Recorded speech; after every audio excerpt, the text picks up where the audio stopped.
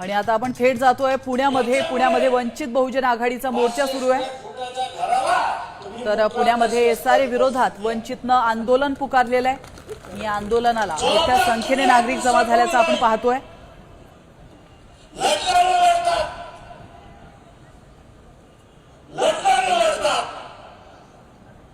तुम्ही स्वतःला विकता त्याला आम्ही काय करणार?